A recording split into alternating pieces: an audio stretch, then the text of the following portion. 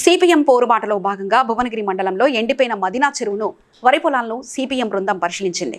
పొలాలకు ప్రభుత్వం నష్టపరిహారము, ఎకరానికి 30,000 రూపాయల నష్టపరిహారము ఇవ్వాలి. ఎకరానికి ఒక రైతుకు 30,000 రూపాయల నష్టపరిహారము. ఎండిపోయిన పొలాలకు ఎకరానికి 30,000 నష్టపరిహారము. జిందాబాద్ జిందాబాద్ జిందాబాద్ జిందాబాద్. వడపర్తి చెరువు నుంచి హన్మాపురం చెరువులోకి సాగునీరును సాగునీరును సాగునీరును సాగునీరును సాగునీరును ఆగు చెరువు నుంచి మదీనా చెరువులోకి నీళ్లను ఆగు చెరువు నుంచి మదీనా చెరువులోకి నీళ్లను. ఈరోజు యాదాద్రి భువనగిరి జిల్లా భువనగిరి మండలం హన్మాపురం రైతులతో కలిసి మధ్యలపల్లి చెరువు పరిశీలన చేయడం జరుగుతున్నది.